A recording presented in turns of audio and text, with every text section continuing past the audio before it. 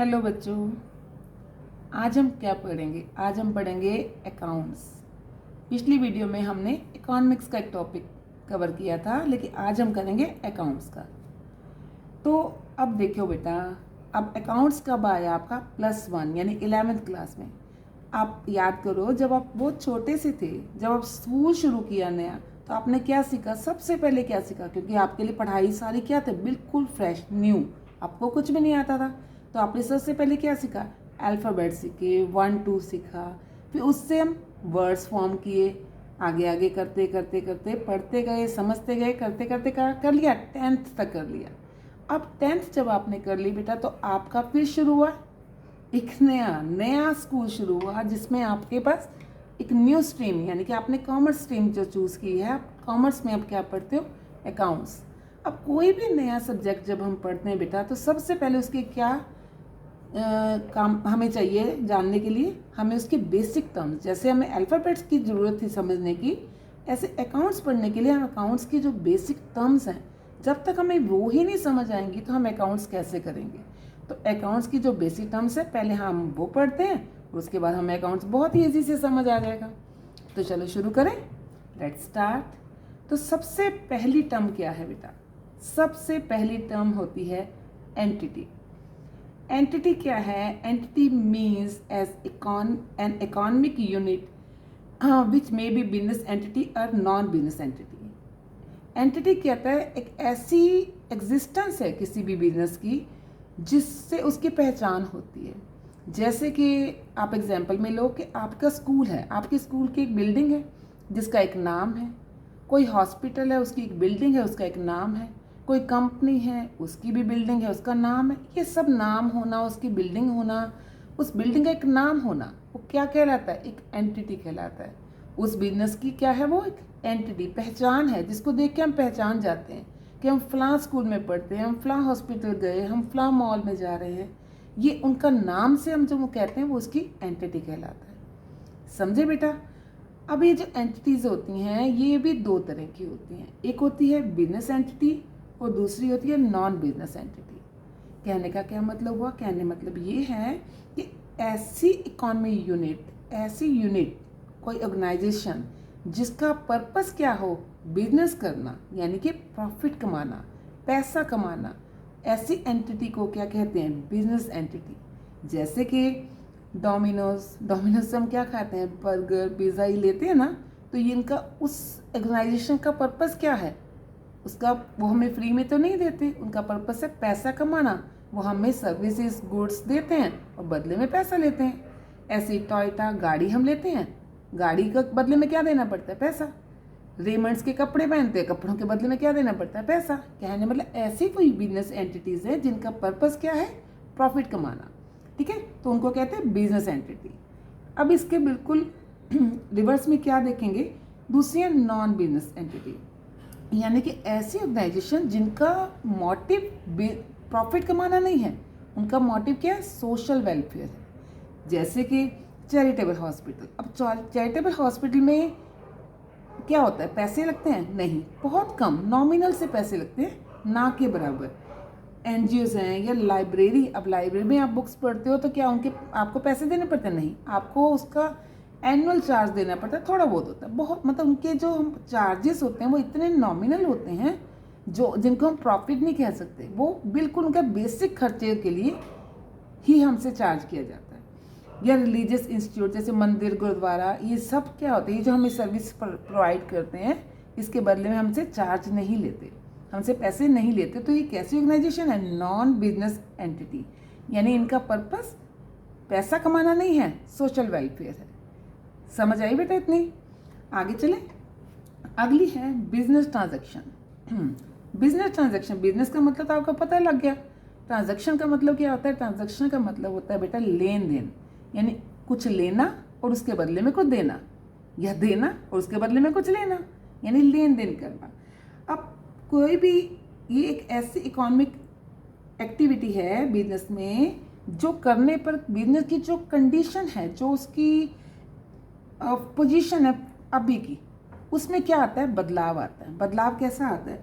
जैसे कि बदलाव से हम ये कह सकते हैं कि उसकी या तो एसेट्स बढ़ जाएंगी या घट जाएंगी, या लाइबिलिटीज़ बढ़ जाएंगी या घट जाएंगी, या फिर कैपिटल में उसमें कुछ चेंजेस आएगा।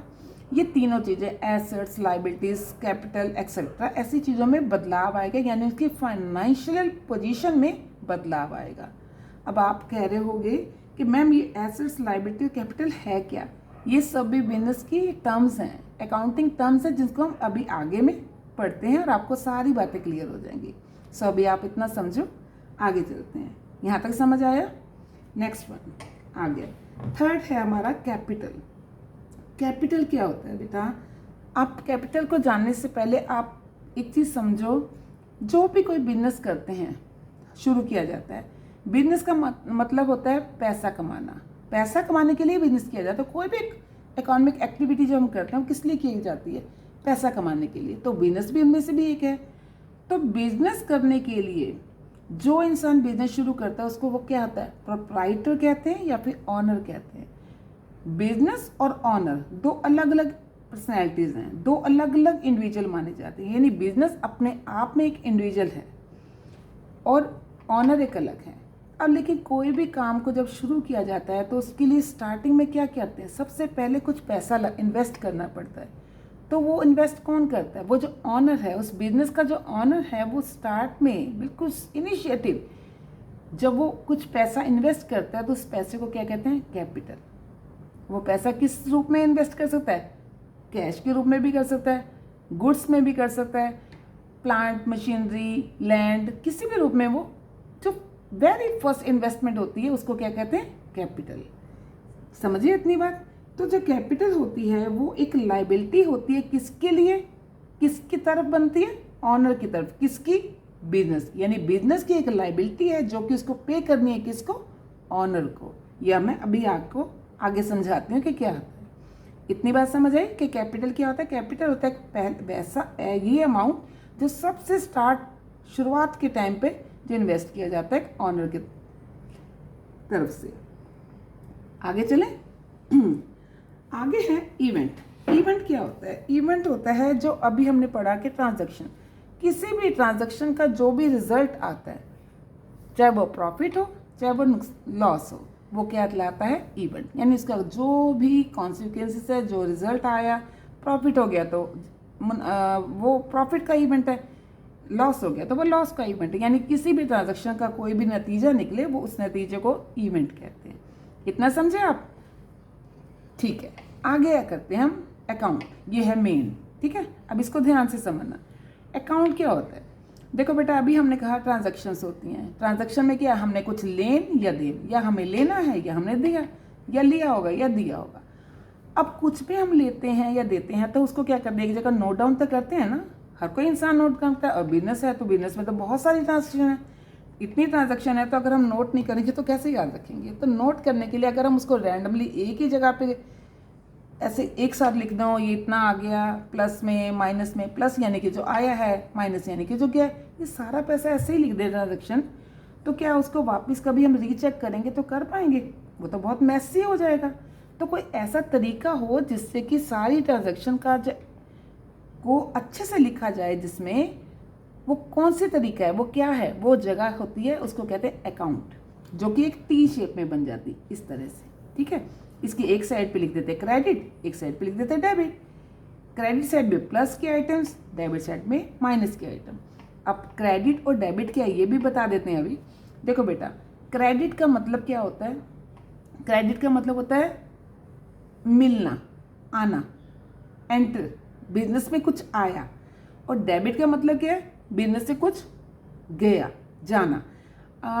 आप इसका मतलब ऐसे समझो, देखो आप अपने बैंक से कोई पेमेंट करते हो, अगर कुछ आपने 500 रुपीज़ की पेमेंट की तो बैंक से जो मैसेज आता है उसमें क्या लिखता है? आपका अकाउंट क्या होता है?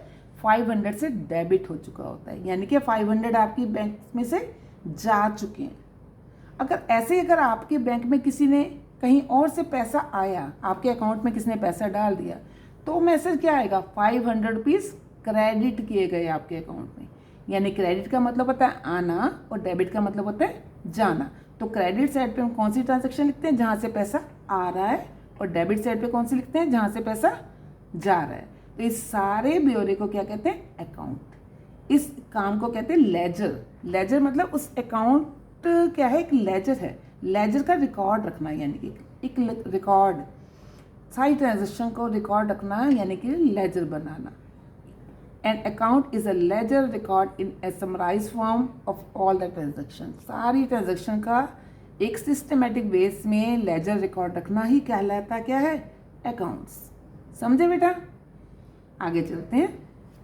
अच्छा, अगला क्या है, ड्राइंग्स। अब बेटा देखो, अभी हम बार बार ये बात कर रहे हैं कि बिजनेस कैसी एक्टिविटी है, इकोनॉमिक है, पैसा कमाने के लिए। अब जो ऑनर है वो पैसा कमाने के लिए तो बिजनेस कर रहा है। जैसे कि कोई जॉब करता है तो वो किस लिए करता है, सैलरी मिलती है, सैलरी से क्या होता है, उसका घर चलता है। तो ऐसी जो बिजनेसमैन है, जो ऑनर है बिजनेस का, उसको भी तो अपना घर चलाना है। उसको घर चलाने के लिए वो पैसा कहाँ से लाएगा, वो पैसा कहाँ से लाएगा, वो लाएगा बिजनेस में से। तो बिजनेस में क्या होता है, बिजनेस में सैलरी नहीं है, बिजनेस में क्या मिलता है, प्रॉफिट। प्रॉफिट के रूप में जो पैसा है बिजनेस में, तो उसको वो जब अपने पर्सनल खर्चों के लिए, अपने घर चलाने के लिए अपने घर लेके जाता है, उस घर ले जाने के लिए जो पैसा वो निकालता है उसको कहते हैं ड्राइंग्स। क्या कहते हैं, ड्राइंग्स। समझे बात? ये वो ड्राइंग नहीं है जो आप फाइलों में बनाते थे अभी तक, ठीक है। ये ड्राइंग है पैसे को निकालना, बिजनेस में से निकालेगा ऐसा पैसा जो कि ऑनर अपने पर्सनल यूज़ के लिए, अपने प्राइवेट नीड्स को पूरा करने के लिए यूज़ करता है, उसको कहते हैं ड्राइंग्स। अंडरस्टैंड? आगे चलें।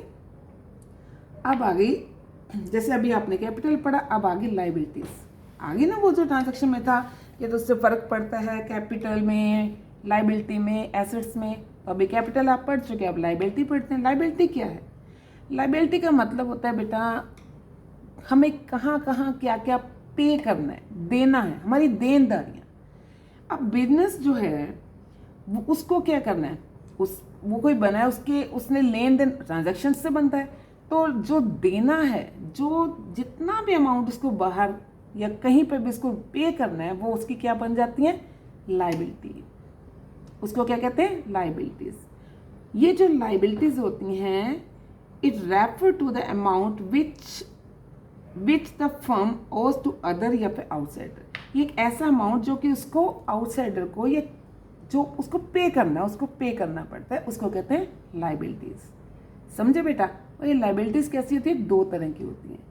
एक होती है इंटरनल और दूसरी होती है एक्सटर्नल। इंटरनल कौन सी है, यानी कि घर की, अंदर की, अंदर इंटरनल। इंटरनल में क्या है, अब देखो कोई बिजनेस है, उसके घर में सबसे वेरी फर्स्ट लाइबिलिटी क्या है, हमने अभी पढ़ा था ना कि सबसे पहली इन्वेस्ट किया किसने था, जो ऑनर करता है, कैपिटल के रूप में इन्वेस्ट करता है ना बिजनेस में। तो बिजनेस में पैसा आया सबसे पहली बार किस रूप में, कैपिटल के रूप में। तो जब आया है तो उसको देना भी तो है ना वापस। तो सबसे पहली लाइबिलिटी यानी कि जिसको इंटरनल लाइबिलिटी कहते हैं, इंटरनल इसलिए क्योंकि वो किसके टुवार्ड्स बनती है, ऑनर के। ऑनर घर का ही है ना, बिजनेस का ही ऑनर है ना वो, इसलिए वो उसका घर का आदमी है, तो इसलिए वो उस लाइबिलिटी को क्या कहते हैं, इंटरनल है। तो उस ऑनर के लिए उसकी जो लाइबिलिटी बनती है बिजनेस की, उसको कहते हैं इंटरनल लाइबिलिटी। समझे बेटा? आगे चले। अगली है एक्सटर्नल लाइबिलिटी। एक्सटर्नल लाइबिलिटी, अब कोई बिजनेस एक उतने अमाउंट से तो नहीं चल पाता ना जितना एक ऑनर ने लगाया, उसको तो और भी बहुत सा पैसा चाहिए, तो जो वो मार्केट से उठाता है, बैंक से लेता है, शेयर्स के रूप में पब्लिक में डिस्ट्रीब्यूट करते हैं शेयर्स को, उसके बदले में हमें पैसा आता है। तो ये सारी तरह का जो पैसा वो आउटसाइडर से लेता है, तो वो भी तो उसको पे करना है ना। तो ऐसा पैसा जो उसको बाहर के लोगों को, आउटसाइडर को पे करना है, वो कैसी लाइबिलिटी होगी उसकी, वो एक्सटर्नल लाइबिलिटी। सिंपल। ऐसी लाइबिलिटी जो उसको बाहर आउटसाइडर को पे करनी है वो है एक्सटर्नल लाइबिलिटी, और जो इंटरनल यानी कि ऑनर को पे करनी है वो है इंटरनल लाइबिलिटी। That's it. समझे इतनी बात? अब आगे चलें। अब अगला है एसेट। तीसरी टर्म आ गई ना बिजनेस ट्रांजैक्शन में जो आई थी, कैपिटल, लाइबिलिटी, और तीसरी क्या है, एसेट। एसेट अब ध्यान से सुनो। एसेट क्या होती है, एसेट ऐसी चीज़ें होती हैं जो कि हमें फ्यूचर में ज़्यादा प्रॉफिट कमाने में हेल्प करती हैं। जैसे कि एग्जाम्पल लो, अगर किसी एग्रीकल्चर बिजनेस है, कोई खेती बाड़ी का, उसके लिए एक लैंड है, अब लैंड के ऊपर क्या करेंगे, वीट ग्रो करेंगे, कभी राइस ग्रो करेंगे, कभी मेज़, कुछ भी ग्रो किया। तो वो जो लैंड है वो क्या है, वो उस बिजनेस से पैसा कमाने में सबसे ज़्यादा हेल्प कौन कर रहा है, वो लैंड कर रही है ना। वो लैंड जो हेल्प कर रही है, तो वो लैंड क्या कहलाएगी, एसेट। क्या कहलाएगी बिजनेस की, एसेट। क्योंकि फ्यूचर में, क्योंकि एक दिन की बात नहीं, वो आज भी दे रही है, कल भी देगी, अगले दिन भी देगी। वो मतलब सालों दर साल उस एसेट से हमें क्या होता रहेगा, बिजनेस को फ़ायदा होता रहेगा। तो ऐसी कोई चीज़ जो कि बिजनेस ने फ्यूचर में पैसा कमाने में हेल्प करे, वो क्या क्या कहलाती है, एसेट। ठीक है। अब एसेट्स जो होती हैं ये भी दो तरह की होती हैं। दो तरह की होती हैं कि कैसी, कि एक होती है करंट और एक होती है नॉन करंट। अरे एक ना लाइबिलिटी में भी करंट और नॉन करंट थी, वो रह गई। चलो मैं पहले एसेट करा दूं, फिर मैं आपको लाइबिलिटी का भी बताती हूँ। वो दो रहती हैं। करंट एसेट्स में कौन सी होंगी, करंट एसेट्स, करंट का मतलब होता है with in a financial year. With in a financial year, financial year मतलब जनवरी टू दिसंबर जो ईयर नॉर्मली हमारा होता है वो कौन सा होता है, कैलेंडर ईयर कहते हैं। देखिए फाइनेंशियल ईयर कैसे होता है, जैसे कि आपका स्कूल चलता है ना, अप्रैल टू मार्च, ऐसे अकाउंटिंग ईयर, फाइनेंशियल ईयर भी कैसा होता है, अप्रैल से लेके मार्च तक के। एक फाइनेंशियल ईयर के अंदर अगर जो भी एसेट्स सेल कर दी जाती है, कैश में कन्वर्ट कर दी जाती है, उसको कैसी एसेट्स कहते हैं, करंट एसेट्स। जैसे कि गुड्स बनाए, कुछ प्रोडक्ट्स जैसे प्रोड्यूस किया, उसको सेल कर दिया, जितना स्टॉक है हमारा सारा सेल कर दिया, वो सारा क्या बन गया, कैश में आ गया। कैश में कन्वर्ट हो जाने वाली वो चीज़ें, गुड्स, वो क्या कहलाएंगी, हमारी करंट एसेट्स। करंट एसेट्स होगी, यानी कि कैश में कन्वर्ट हो गई। और कुछ ऐसी एसेट्स होती है जो कि जो नॉन करंट है, जो कि एक साल नहीं, उससे कई ज़्यादा साल, जैसे 8-10 साल बाद जाके कहीं वो लिक्विडेट किए जाती हैं, कैश में कन्वर्ट होती हैं, नहीं तो वो चलती ही रहती हैं लंबे समय तक चलने वाली एसेट्स। जैसे कि लैंड, अब लैंड है, कोई व्हीकल है, कोई गाड़ी ले ली किसने, या प्लांट है, मशीनरी लगाई है, तो वो एक साल में थोड़ा ना चेंज करते हैं, वो तो लंबे समय तक यूज़ करी जाती हैं ना, एक साल में नहीं होती, वो लंबे समय तक यूज़ होती है क्योंकि वो काफ़ी ड्यूरेबल होती हैं। तो ऐसी एसेट्स जो कि लंबे समय तक चलें, उनको कौन सी कहते हैं, नॉन करंट एसेट्स। कौन सी एसेट्स होती हैं, नॉन करंट एसेट्स। समझे बेटा इतनी। अब इसी में एसेट्स में एक और चीज़ है, एसेट्स और भी दो टाइप कौन से हैं, tangible assets and non tangible assets. इतना हमें जानते हैं कि एसेट्स का काम है हमें प्रॉफिट कमा के देना, प्रॉफिट कमाने में हेल्प करना। तो ये दो तरह के, एक और है टेंजिबल का मतलब क्या, जिसको हम देख सकते हैं, टच कर सकते हैं, टेंजिबल वही होती है ना। तो ऐसी एसेट्स जिसको हम टच कर सकें, छू सकें, देख सकें, महसूस कर सकें, वो कौन सी होती है, टेंजिबल एसेट। जैसे कि अब ये प्लांट एंड मशीनरी की बात है, क्या हम प्लांट एंड मशीनरी को टच नहीं कर सकते, कर सकते हैं। व्हीकल है, उसको टच कर सकते हैं। तो ये ऐसी एसेट जिसको हम टच करते हैं, देख सकते हैं, वो कौन सी एसेट्स होती हैं, हमारी टेंजिबल एसेट्स। अब ये हुई बात, ठीक है। अब दूसरी है नॉन टेंजिबल यानी ऐसी एसेट्स जो हमें प्रॉफिट तो कमा के देती हैं लेकिन दिखाई नहीं देती, हम इसको टच नहीं कर सकते। जैसे कि एग्जाम्पल के तौर पे आप समझो कि एक कंप्यूटर है, किसी बिजनेस के अंदर कंप्यूटर है। कंप्यूटर क्या है, एक एसेट है, जो कंप्यूटर पे काम करते हैं तो हम प्रॉफिट कमाते हैं। तो कंप्यूटर को हम टच कर सकते हैं, बिल्कुल कर सकते हैं। तो कंप्यूटर कैसी एसेट्स है, टेंजिबल एसेट। लेकिन कंप्यूटर पे जब हम काम करते हैं, उसके लिए जो सॉफ्टवेयर यूज़ करते हैं, क्या हम उसको टच कर सकते हैं, नो, उसको हम टच नहीं कर सकते। लेकिन उस सॉफ्टवेयर के जरिए ही तो हम अपना काम करते हैं। तो ऐसी एसेट, वो भी तो हमारी एसेट ही हुई ना, क्योंकि वो हमें प्रॉफिट कमाने में हेल्प कर रही है। तो ऐसी एसेट जिसको हम टच नहीं कर सकते, यानी कि जैसे कंप्यूटर सॉफ्टवेयर, वो कैसी एसेट है, वो है इनटेंजिबल, जिसको हम टच नहीं कर सकते, सिर्फ फील कर सकते हैं, देख नहीं सकते, महसूस कर सकते हैं, सिर्फ दिखती नहीं है, छू नहीं सकते। समझे बेटा इतनी बात। चलो अब इस लाइबिलिटी में भी हमें दो चीज़ें मैं कहते हैं रह गई थी, वो ये थी, उसमें भी करंट लाइबिलिटी और non current liability. Current liability क्या है? करंट लाइबिलिटी, अभी तो करंट का मतलब क्या था? With in financial year. ऐसी लाइबिलिटी, ऐसी देनदारी जो हमें 1 साल के अंदर अंदर ही पे ऑफ करनी है, वापस लौटानी है।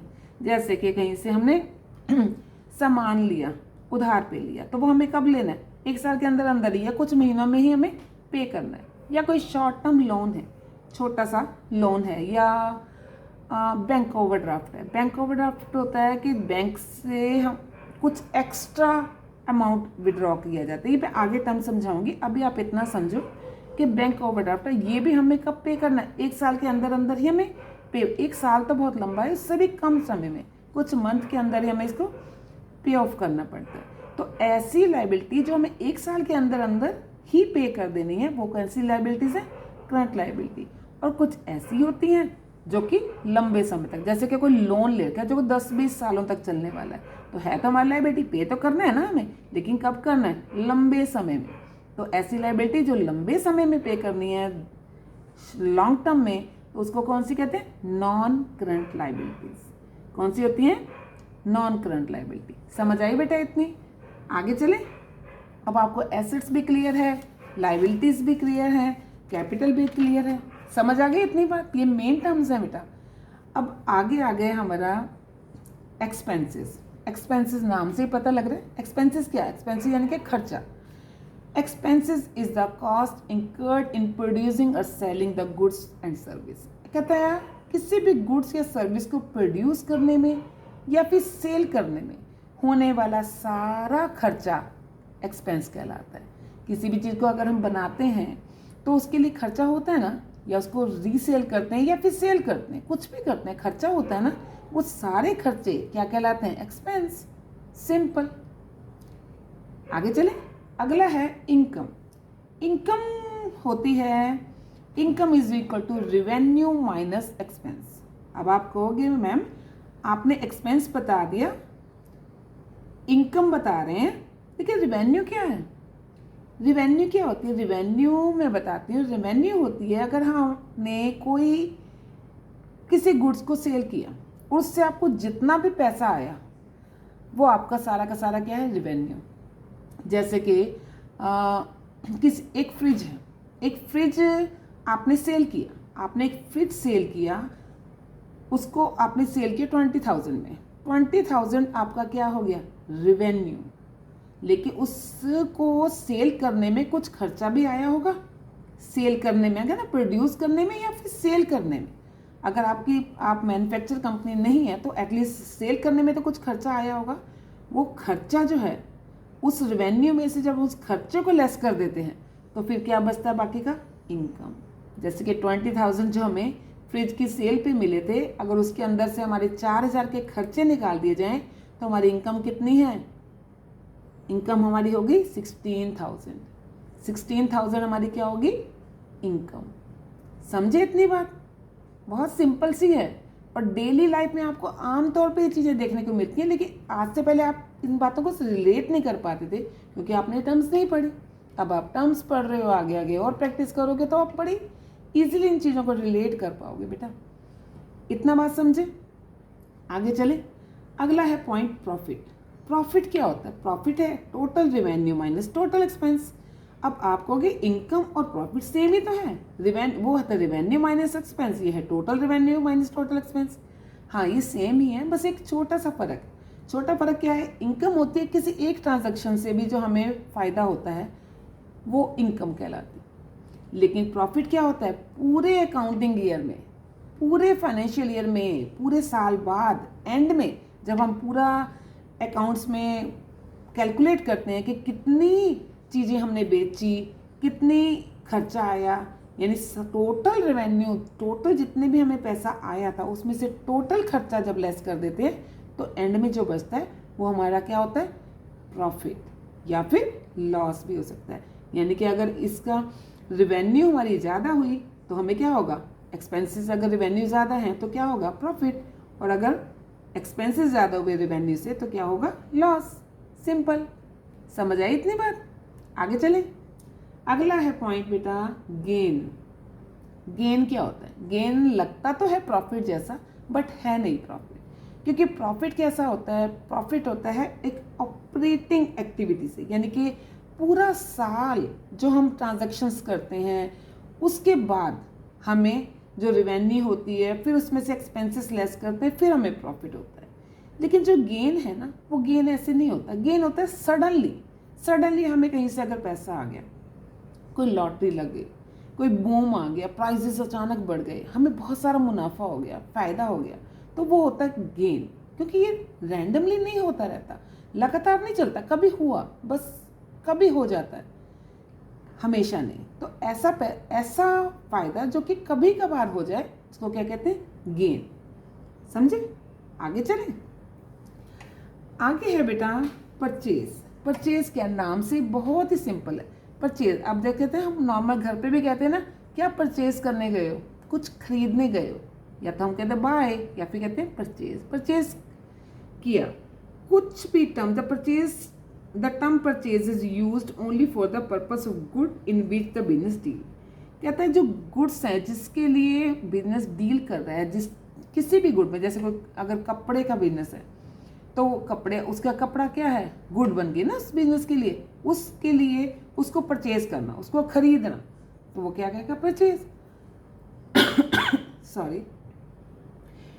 दूसरी टर्म है आपकी परचेज रिटर्न। अब देखो बेटा, कुछ परचेज जो हम करते हैं तो वो वापस भी तो आता है कई बार, जो हम परचेज कर लेते हैं। अब कुछ हम परचेज, अब जैसे ऑनलाइन कुछ हम खरीद लिए, ठीक है, हमने अमेजोन से कोई ऑर्डर किया, कुछ हमने परचेज कर लिया, घर ला के देखा तो पसंद नहीं आया, वो चीज़ डिफेक्टेड निकली या जैसा हमने मंगवाई थी वैसी नहीं थी, तो हम क्या करते हैं, उसको वापस रिटर्न कर देते हैं। तो इसको क्या कहते हैं, परचेज रिटर्न। जो हमने परचेज किया और उसको वापस कर दिया, परचेज रिटर्न करना। ये ऑनलाइन भी होता है, ऑफलाइन भी होता है।